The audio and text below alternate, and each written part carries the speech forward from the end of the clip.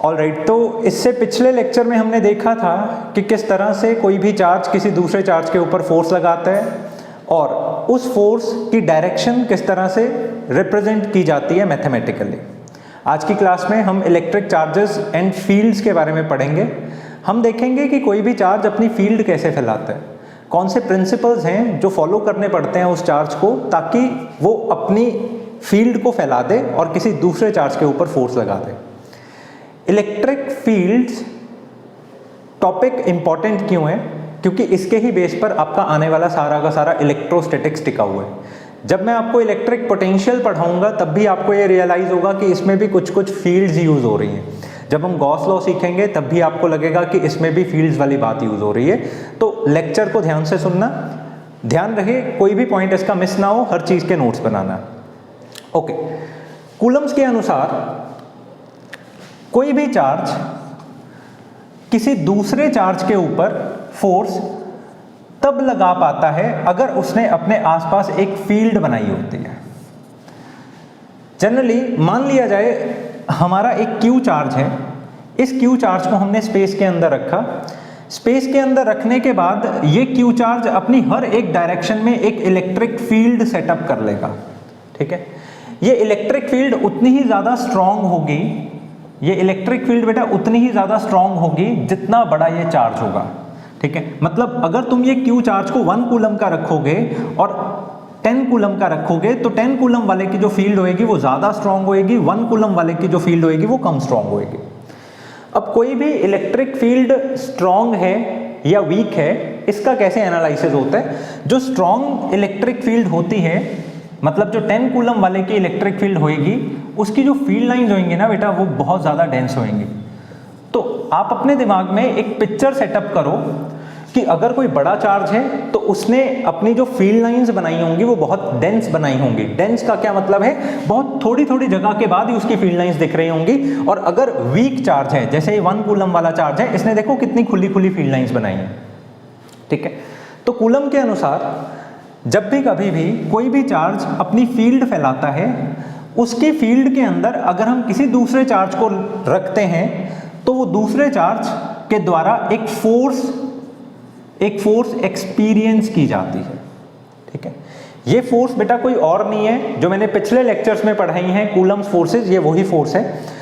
हमने सीखा हुआ है कि कोई भी चार्ज किसी दूसरे चार्ज के कारण जो फोर्स एक्सपीरियंस करता है that is always equal to 1/4 pi epsilon not Q1 Q2 upon r²। इस सिचुएशन में फोर्स लगाने वाला कौन है? Q। फोर्स एक्सपीरियंस करने वाला कौन है? Q0। तो इस फोर्स को हम कैसे रिप्रेजेंट कर सकते हैं? 1/4 pi epsilon not Q0 upon r²। अब दो बातें अपने ध्यान में रखना, ये वर्ड्स हैं, अक्सर ये यूज किए जाते हैं। सबसे पहला वर्ड है सोर्स चार्ज, दूसरा वर्ड है टेस्ट चार्ज। एक ऐसा चार्ज जिसने अपनी फील्ड बनाई है उस चार्ज को हम नाम देते हैं सोर्स चार्ज। एक ऐसा चार्ज जो इस सोर्स चार्ज की फील्ड को एक्सपीरियंस कर रहा है उसको हम लोग नाम देते हैं टेस्ट चार्ज। तो फिजिक्स की भाषा में बोले तो जब भी कभी भी किसी भी सोर्स चार्ज को स्पेस में रखा जाता है वो एक फील्ड सेटअप करता है और उस फील्ड को एक्सपीरियंस करने वाला एक टेस्ट चार्ज एक फोर्स एक्सपीरियंस करता है। बात क्लियर होती है? ठीक है, अब हमने कूलम से बोला कि इस इलेक्ट्रिक फील्ड की बात तो हम समझ गए हैं, हमें इसकी डेफिनेशन बताइए। तो कूलम्स के अनुसार अगर कभी भी आप पता करना चाहते हो कि किसी भी चार्ज ने किसी जगह पर कितनी इलेक्ट्रिक फील्ड फैलाई है, देखो बड़ा इंपॉर्टेंट सवाल बता रहा हूं मैं, ठीक है, एकदम सिंपल वे से, किसी भी चार्ज ने किसी भी जगह पर कितनी इलेक्ट्रिक फील्ड फैलाई है, ये अगर आप पता करना चाहते हो तो बड़ा ही सिंपल कंसेप्ट है। आप वहां पर ले जाकर 1 कूलम के चार्ज को रख दो, 1 कूलम का चार्ज जितनी फोर्स एक्सपीरियंस करेगा ना, मतलब उस जगह पर उतनी इलेक्ट्रिक फील्ड है। तो भाई बात ही बड़ी आसान हो गई। इलेक्ट्रिक फील्ड किसी भी जगह पर अगर टेस्ट करनी है तो वहां पर यूनिट पॉजिटिव चार्ज को रख दो, मतलब 1 कूलम के चार्ज को रख दो। ठीक है, हम जनरली यूनिट को 1 बोलते हैं। तो 1 कूलम के चार्ज को किसी भी जगह पर रख दो तो आपको मालूम पड़ जाएगा उस जगह पर कितनी इलेक्ट्रिक फील्ड है। तो बात समझ में लग गई तो हम ऐसा बोल सकते हैं कि electric field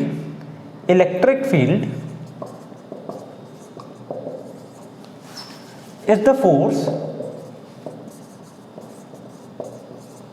experienced by 1 coulomb positive charge। ठीक है, ये जो डेफिनेशन है ये एकदम कंप्लीट डेफिनेशन है, इसके अलावा कोई भी कहानी मारने की आपको आवश्यकता नहीं, अपने दिमाग में बिठा लो, 1 कूलम चार्ज जो फोर्स एक्सपीरियंस करता है वही इलेक्ट्रिक फील्ड है। अब मान लिया जाए यहां पर एक Q चार्ज रखा और इसके सामने मैंने एक Q नॉट चार्ज रखा। ठीक है, तो इस Q नॉट चार्ज ने इस Q चार्ज के कारण जो फोर्स एक्सपीरियंस की ना वो F फोर्स एक्सपीरियंस की। तो यहां हमने क्या देखा कि Q नॉट चार्ज ने कितनी फोर्स एक्सपीरियंस की, F फोर्स एक्सपीरियंस की। ठीक है, तो हम ऑलरेडी पढ़ चुके हैं कि 1 कूलम चार्ज जितनी फोर्स एक्सपीरियंस करेगा वो क्या होती है, इलेक्ट्रिक फील्ड। तो अगर Q नॉट चार्ज बेटा F फोर्स एक्सपीरियंस कर रहे हैं तो 1 कूलम चार्ज कितनी फोर्स एक्सपीरियंस करेगा, 1 कूलम चार्ज जो फोर्स एक्सपीरियंस करेगा that will be F upon Q not. And जो फोर्स 1 कूलम चार्ज एक्सपीरियंस करेगा उसी को ही हम क्या नाम लिख सकते हैं, इलेक्ट्रिक फील्ड। ठीक है, तो ये मैंने डेफिनेशन लिखी है, ये मैं इसका मैथमेटिकल रूप लिख रहा हूं। ठीक है, तो इलेक्ट्रिक फील्ड किसके बराबर है, जो फोर्स 1 कूलम चार्ज एक्सपीरियंस करेगा। मतलब तुम कितना भी चार्ज रख दो किसी जगह पर, वो जो फोर्स एक्सपीरियंस करेगा उसको डिवाइड कर दो Q नॉट से, तो तुम्हें मालूम पड़ जाएगा इलेक्ट्रिक फील्ड। ठीक है ना, मतलब अगर Q नॉट चार्ज बेटा F फोर्स एक्सपीरियंस कर रहे हैं तो 1 कूलम चार्ज कितनी फोर्स एक्सपीरियंस करेगा, F अपॉन Q नॉट, और इसी को ही हम क्या बोलेंगे, इलेक्ट्रिक फील्ड। अब ध्यान दे, मैं ऑलरेडी पता कर चुका हूं कि ये Q नॉट चार्ज जो हम रखते हैं ये कितनी फोर्स एक्सपीरियंस करेगा। Q नॉट चार्ज की फोर्स है 1/4 pi epsilon not Q not upon R square. तो बड़े ही आराम से हमारी इलेक्ट्रिक फील्ड बन जाएगी 1/4 pi epsilon not Q not upon R square. And इसको डिवाइड किससे करना है हमें, Q नॉट से। तो इस Q नॉट से Q नॉट हो गया कैंसिल, तो इलेक्ट्रिक फील्ड का फॉर्मूला निकल कर आ गया 1/4 pi epsilon not Q upon R square. भाई बात एकदम साफ हो गई कि इलेक्ट्रिक फोर्स का फॉर्मूला होता है 1/4 pi epsilon not Q not upon R square, और इलेक्ट्रिक फील्ड का फॉर्मूला होता है 1/4 pi epsilon not Q upon R square. तो बेटा ये पॉइंट है समझने वाला। अगर कभी भी आप फोर्स जानते हो और आप इलेक्ट्रिक फील्ड जानना चाहते हो तो बड़ा सिंपल काम है, तुम एक चार्ज को बीच में से हटा दो। ठीक है ना, इलेक्ट्रिक फील्ड कुछ और नहीं है, इलेक्ट्रिक फील्ड बेटा फोर्स ही होती है, पर जो 1 कूलम चार्ज एक्सपीरियंस कर रहे हैं वो वाली फोर्स होती है। ठीक है ना, तो यहां पर Q नॉट हट क्यों गया, Q नॉट इसलिए हट गया क्योंकि बेटा ये 1 कूलम हो गया। ठीक है ना, जो चीज 1 हो जाती है तो उसको लिखने की आवश्यकता ही नहीं होती। तो इलेक्ट्रिक फोर्स का फॉर्मूला आपने सीखा हुआ था, आज नया फॉर्मूला भी सीख लिया इलेक्ट्रिक फील्ड का। तो आज के बाद जब भी कभी भी कोई भी आपसे पूछे कि ये एक Q चार्ज है, बताओ इस P पॉइंट पर इस Q चार्ज की कितनी इलेक्ट्रिक फील्ड है, तो आपको बिल्कुल नहीं घबराना, आप सिंपली क्या बोलोगे, इस P पॉइंट पर जो इलेक्ट्रिक फील्ड है वो कितनी है, 1/4 पाई एप्सिलॉन नॉट, ये वाला चार्ज अपॉन जितना यहां से यहां तक का डिस्टेंस है R का स्क्वायर। बात समझ में लगती है। अब फिजिक्स के अंदर कोई भी क्वांटिटी जब भी हम डिराइव करते हैं तो उसके साथ में हमें उस क्वांटिटी का एसआई सिस्टम भी लिखना पड़ता है, मतलब उसके एसआई यूनिट्स भी लिखने पड़ते हैं। ठीक है, तो अभी अभी हमने सीखा electric field force upon Q not है, तो हम अच्छे से जानते हैं कि फोर्स का एसआई सिस्टम क्या होता है, फोर्स का एसआई यूनिट क्या होता है, न्यूटन। Q नॉट का एसआई यूनिट क्या होता है, कूलम। तो हमारे पास में इलेक्ट्रिक फील्ड का क्या बन गया, न्यूटन कूलम इनवर्स। ठीक है, तो एक और बात अपनी नॉलेज में ऐड कर लो, जब भी कभी भी किसी भी न्यूमेरिकल में आप कोई वैल्यू देखो जिसके आगे न्यूटन पर कूलम लगा हो तो समझ लेना वो इलेक्ट्रिक फील्ड है। ठीक है, तो इलेक्ट्रिक फील्ड को 1 मिनट में अगर मैं समराइज करना चाहूं तो मैं ये बोलूंगा, इलेक्ट्रिक फील्ड कोई भी चार्ज अपने आले द्वाले फैलाता है। ये बेसिकली इमेजिनरी फील्ड लाइंस होती हैं, मतलब सचमुच ये एग्जिस्ट सकती हैं ऐसा बोल पाना किसी के भी लिए बहुत मुश्किल होगा, क्योंकि ये सारी की सारी एलिमेंट्री फिजिक्स है, ठीक है। इसको आप इतना श्योरली नहीं बोल सकते हो। हाँ, ये कुछ फंडास हैं जो समझने के लिए बनाए गए हैं। तो कोई भी चार्ज अपने आले द्वाले जितनी फील्ड लाइन सेटअप करता है वही उसकी रिस्पेक्टिव इलेक्ट्रिक फील्ड होती है। किसी भी जगह पर अगर आप इलेक्ट्रिक फील्ड पता करना चाहते हो, उस जगह पर 1 कूलम का चार्ज रख दो, जितनी फोर्स वो 1 कूलम का चार्ज एक्सपीरियंस करेगा वो इलेक्ट्रिक फील्ड होती है। इलेक्ट्रिक फील्ड का फॉर्मूला होता है 1/4πε0 Q1/r²। यहाँ पर Q2 नहीं आएगा, ठीक है ना, फोर्स बोलते बोलते आदत पड़ जाती है।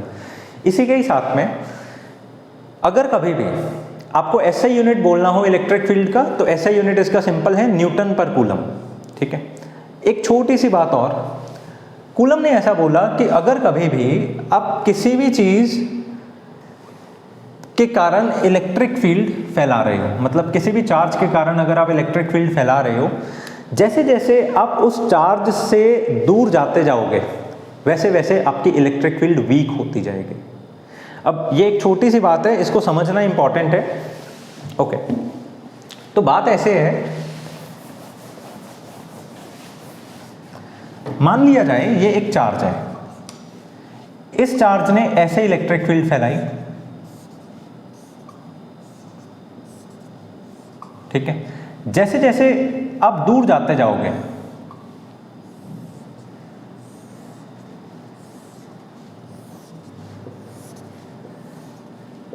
आप क्या देख रहे हो, आप ये देख रहे हो कि इसके एरिया के अंदर इलेक्ट्रिक फील्ड लाइंस क्या हो रही हैं, खुली खुली हो रही हैं। अगर आप इसके अंदर वाले एरिया में देखो तो देखो इलेक्ट्रिक फील्ड लाइंस कितनी ज़्यादा हैं, कितनी डेंसली हैं, ठीक है। अगर आप बाहर वाले एरिया में देखो ये कितनी खुली खुली हो गई। तो आप अपने दिमाग में ये चीज़ भी स्टोर करके रखो, अगर कभी भी आपको टाइट टाइट फील्ड लाइंस देखने को मिले तो मतलब इलेक्ट्रिक फील्ड स्ट्रॉन्ग है, अगर आपको लूज लूज फील्ड लाइंस देखने को मिले तो मतलब इलेक्ट्रिक फील्ड वीक है। तो बात समझ में लगती है, इलेक्ट्रिक फील्ड के बेसिक्स आपके दिमाग में अब छप चुके हैं। अब बारी है इलेक्ट्रिक फील्ड लाइंस को अलग अलग शेप्स में ड्रॉ करने की। मान लिया जाए हमारे पास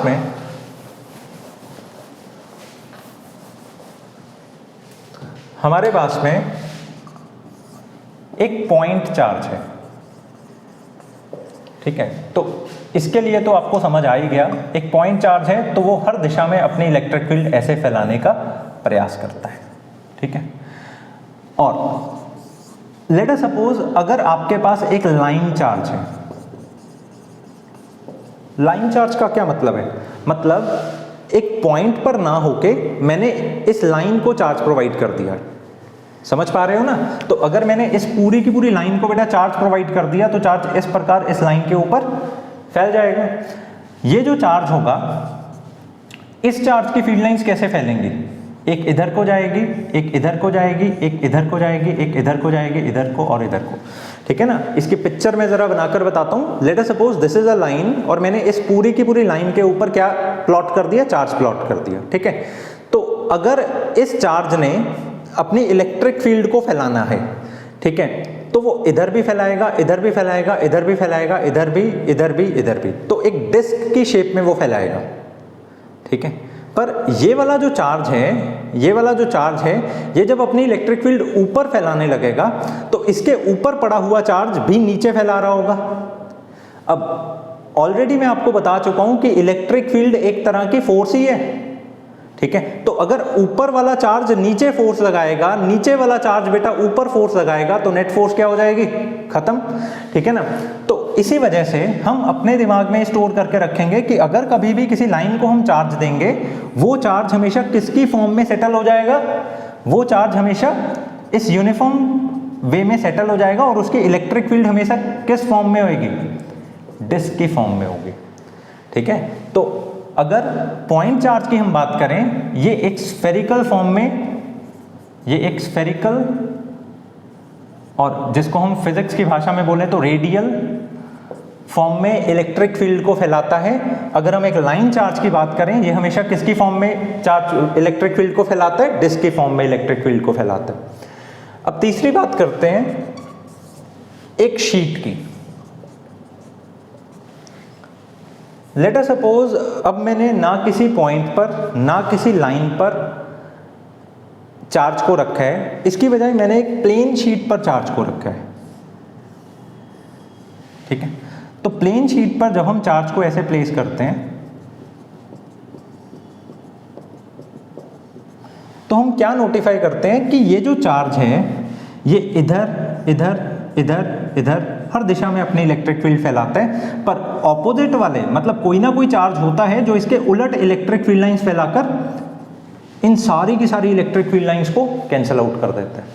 तो अगर कभी भी किसी भी प्लेन शीट के ऊपर हम चार्ज को रखते हैं तो दूसरे चार्जेस उसकी इलेक्ट्रिक फील्ड लाइंस को कैंसिल आउट कर देते हैं, पर वो केवल उन्हीं इलेक्ट्रिक फील्ड लाइंस को कैंसिल आउट कर पाते हैं जो विद इन द प्लेन है। मतलब जो इलेक्ट्रिक फील्ड लाइंस इस प्लेन के ही ऊपर सेटअप है ना, तो दूसरे चार्जेस केवल उन्हीं इलेक्ट्रिक फील्ड लाइंस को बेटा कैंसिल आउट कर पाते हैं। पर अगर मैं यहां पर चार्ज रखता हूं, वो चार्ज तो इसके बाहर भी इलेक्ट्रिक फील्ड फैलाता है, ठीक है ना, तो ये चार्ज ने जो इसके बाहर इलेक्ट्रिक फील्ड फैलाई है वो उसको कैंसिल आउट नहीं कर पाता। तो इसके कारण जब भी कभी भी हम किसी भी शीट के ऊपर चार्ज को प्रोवाइड करते हैं तो वो चार्ज अपनी इलेक्ट्रिक फील्ड लाइंस केवल किस डायरेक्शन में दिखाता है, वो चार्ज अपनी इलेक्ट्रिक फील्ड लाइंस केवल आउटवर्ड डायरेक्शन में फैलती हुई दिखाता है। इस शीट के ऊपर सारी की सारी इलेक्ट्रिक फील्ड लाइंस क्या हो जाती हैं, कैंसिल आउट हो जाती है। ठीक है, ओके, पहली बात, दूसरी बात और तीसरी बात, ये तीनों की तीनों बातें अपने आप में क्वेश्चन बनकर आपके सामने कभी भी आ सकती हैं। एक नंबर में बड़े आराम से स्टेट बोर्ड्स में पूछी जाती हैं। ठीक है, ओके, अब चौथी बात हम करते हैं। मान लिया जाए हमने ना किसी शीट पर चार्ज को रखा ना किसी लाइन पर चार्ज को रखा, इसकी बजाय हमने चार्ज को रख दिया एक बॉक्स में,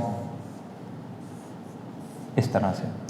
अगर मैंने चार्ज को बॉक्स के अंदर रखा तो जितना भी चार्ज मैंने इस बॉक्स को प्रोवाइड किया है, ठीक है, जितना भी चार्ज मैंने इस बॉक्स को प्रोवाइड किया है वो सारा का सारा चार्ज इसके सेंटर पर कंसंट्रेटेड हो जाएगा।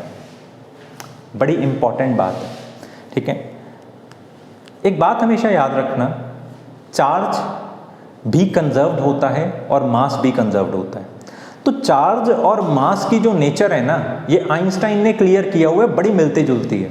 ठीक है ना, आइंस्टाइन ने एक रिलेशन दिया था E=mc²। तो आइंस्टाइन की नज़र में इलेक्ट्रिक एनर्जी और मास एकदम सेम रहने वाली है। ठीक है ना, तो अगर कभी भी मेरे को किसी भी चीज़ का मास कैलकुलेट करना हो, वो केवल कहाँ पर कैलकुलेट किया जा सकता है, सेंटर पे। ठीक है, ओके, इसका एक डेमो देखते हैं हम। लेट अस सपोज ये एक रजिस्टर है। ठीक है, इस रजिस्टर के हर एक पार्टिकल का अपना अपना मास होगा। ठीक है, पर अगर मेरे को सारे के सारे पार्टिकल्स के मासेस को बैलेंस करना है तो मैं इसके सेंटर पर इस तरह से बैलेंस करता हूँ। ठीक है, तो यही बात को अपने दिमाग में स्टोर करके रखना कि जब भी कभी भी हम चार्ज को इस प्रकार डिस्ट्रीब्यूट करते हैं तो वो सारा का सारा चार्ज किधर कंसंट्रेटेड होता है, सेंटर पे कंसंट्रेटेड होता है, और ये एक तरह का पॉइंट चार्ज बनकर सामने आता है। ठीक है, मतलब जितना भी तुमने चार्ज दिया वो किसकी तरह से रिप्रेजेंट होता है, एक पॉइंट चार्ज की तरह से रिप्रेजेंट होता है। और इसकी इलेक्ट्रिक फील्ड कैसे फैलती है, इसकी इलेक्ट्रिक फील्ड इस प्रकार फैलती है। जैसे एक पॉइंट चार्ज की इलेक्ट्रिक फील्ड फैलती है ना, वैसे ही एक वॉल्यूमेट्रिक चार्ज की इलेक्ट्रिक फील्ड फैलती है। ठीक है, ओके, तो ये जो लाइन चार्ज है इसका एक नया नाम रख रहा हूं मैं, लीनियर डिस्ट्रीब्यूशन। ठीक है, ये जो शीट है इसका एक और नया नाम हम रख देते हैं, एरियल डिस्ट्रीब्यूशन। ये जो बॉक्स के अंदर हमने चार्ज को डाला है इसका भी एक नाम हम रखते हैं, वॉल्यूमेट्रिक डिस्ट्रीब्यूशन। तो अपने दिमाग में एक चीज बिठाकर चलना कि अगर कभी भी किसी क्वेश्चन में लीनियर चार्ज डिस्ट्रीब्यूशन लिखा हुआ आ जाए तो समझ लेना रॉड के ऊपर है। अगर एरियल चार्ज डिस्ट्रीब्यूशन आ जाए तो समझ लेना किसी शीट के ऊपर है। अगर वॉल्यूमेट्रिक चार्ज डिस्ट्रीब्यूशन आ जाए तो समझ लेना कोई स्टोरेज है, मतलब कोई वॉल्यूम वाली चीज है, उसके अंदर हमने चार्ज को भरा है। ठीक है, तो इलेक्ट्रिक फील्ड होती क्या है, इलेक्ट्रिक फील्ड फैलती कैसे है, उसके फैलने की शेप्स कैसे होती हैं, ये सब बातें हमने अभी तक डिस्कस कर ली हैं। अब अगली बात की हम शुरुआत करते हैं, दैट इज इलेक्ट्रिक डाइपोल। ठीक है, देखो, इलेक्ट्रिक डायपोल सचमुच एक चार्ज के पेयर को हम बोलते हैं, ठीक है। वो चार्ज का पेयर इलेक्ट्रिक डायपोल बोलने के तब काबिल होता है अगर उन चार्ज के पेयर के बीच में जो डिस्टेंस होता है वो बहुत ही छोटा होता है, ठीक है। तो सिंपल लैंग्वेज में अगर मैं आपको बोलूं तो इलेक्ट्रिक डायपोल हम उन दो चार्जेस को बोल सकते हैं जो एक दूसरे के बहुत ज़्यादा नज़दीक हैं, ठीक है। एग्जाम्पल के तौर पे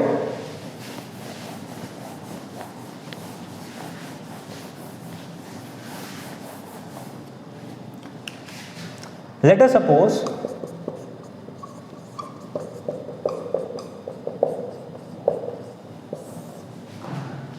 हमने एक चार्ज लिया -q और एक दूसरा चार्ज लिया +q। इलेक्ट्रिक डायपोल की सबसे पहली कंडीशन क्या है कि ये माइनस वाला चार्ज और ये प्लस वाला चार्ज दोनों के दोनों इक्वल होने चाहिए। तो सबसे पहली कंडीशन मैं लिख रहा हूं इक्वल एंड ऑपोजिट चार्जेस।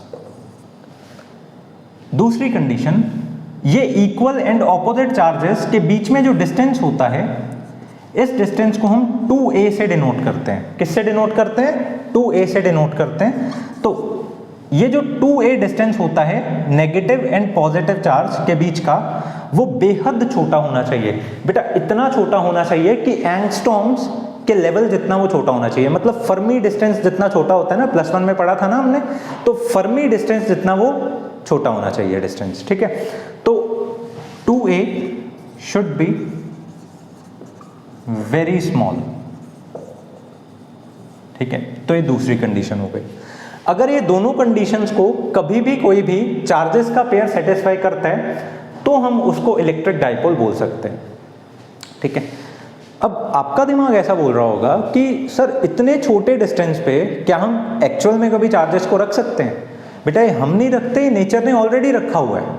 आप किसी भी एटम को देखते हो, उस एटम के अंदर होता क्या है? सेंटर पर न्यूक्लियस अराउंड विद इलेक्ट्रॉन।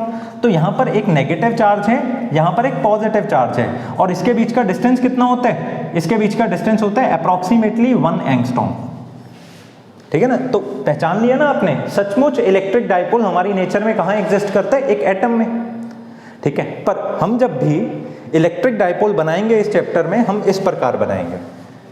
अब ये दो चार्जेस जो हम रखते हैं, इन दो चार्जेस ने भी अपने आले दुआले फील्ड्स फैलाई होती हैं, ठीक है। मतलब अगर मैं किसी भी जगह पर देखूं तो ये पॉजिटिव वाला चार्ज अपनी फील्ड वहां पर फैलाकर बैठा होता है और ये नेगेटिव वाला चार्ज भी अपनी फील्ड वहां पर फैलाकर बैठा होता है। वो फील्ड, ये दोनों के दोनों चार्जेस कितनी फैलाकर बैठे होते हैं, ये हम अगले लेक्चर में डिस्कस करेंगे। अगले लेक्चर में मैं आपको 3 जगह पर फील्ड्स कैलकुलेट करके बताऊंगा, एक इसके सामने, एक इसके इक्वेटोरियल पॉइंट पे और एक एनी पॉइंट पर। 3 डेरिवेशन हम करेंगे, तीनों की तीनों बहुत ज़्यादा इंपॉर्टेंट डेरिवेशंस हैं, ठीक है। तीनों में से एक मिल ही जाती है अक्सर, इस बार भी आ चुकी है पेपर में, ठीक है। तो हमने क्या नोटिफाई किया? हमने नोटिफाई किया कि ये जो पेयर ऑफ चार्जेस हैं जिनके बीच में हमने डिस्टेंस रखा 2a, ये एक इलेक्ट्रिक डायपोल माना जाएगा, और इस इलेक्ट्रिक डायपोल की फील्ड का आसपास कितना असर है, ठीक है, उसको हम बोलते हैं डायपोल मोमेंट। क्या बोलते हैं बेटा? Dipole moment. ये एक नई बात आ गई, इसको भी याद रखना, ठीक है। तो इसको स्टार डाल के नोट कर लो, ठीक है।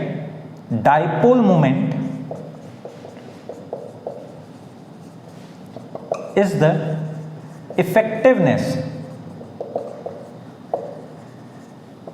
of a dipole। तुम्हारे डायपोल का आसपास कितना असर है वो क्या बताएगा? Dipole moment. इस डायपोल मोमेंट को हम हमेशा P से डिनोट करते हैं, और इस डायपोल मोमेंट की जो डायरेक्शन होती है वो अक्सर माइनस से प्लस की डायरेक्शन में होती है। मतलब तुम्हारे ऊपर है, अगर तुम डायपोल ऐसे बना रहे हो, मतलब प्लस वाला इधर रख रहे हो और माइनस वाला उधर रख रहे हो, तो नेचुरली तुम्हारे डायपोल मोमेंट की डायरेक्शन किधर हो जाएगी? उल्टी हो जाएगी, ठीक है ना। तो मतलब माइनस वाले चार्ज से प्लस वाले चार्ज की तरफ को ये डायपोल मोमेंट की डायरेक्शन होती है। इस डायपोल मोमेंट का एक फॉर्मूला होता है, ठीक है, छोटा सा फॉर्मूला है, कभी मत भूलना, अगले लेक्चर में भी काम आएगा हमारे। जितना चार्ज तुमने डायपोल को दिया, उसको मल्टीप्लाई कर दो उन चार्जेस के बीच का distance, this will be known as dipole moment. ठीक है, तो बात एकदम साफ है। डायपोल क्या होता है? एटम में न्यूक्लियस और इलेक्ट्रॉन जैसा जब पेयर आपको दिखाई दे उसको डायपोल बोलते हैं। इस डायपोल का कितना असर है इसको बताने के लिए डायपोल मोमेंट नाम का एक शब्द है। डायपोल मोमेंट को कैलकुलेट करने के लिए हम जितना चार्ज हमने डायपोल को दिया है उसको मल्टीप्लाई कर दिया करते हैं 2a से। ओके, आज के लेक्चर में हमने डायपोल क्या होता है उसको समझ लिया, इलेक्ट्रिक फील्ड्स क्या होती हैं उसको समझ लिया, इलेक्ट्रिक फील्ड्स की शेप्स क्या होती हैं उसको समझ लिया।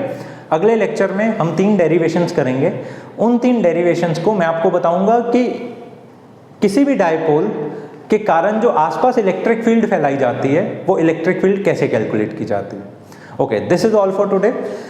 अगली बातें डायपोल की इलेक्ट्रिक फील्ड के रिगार्डिंग होगी। Thank you.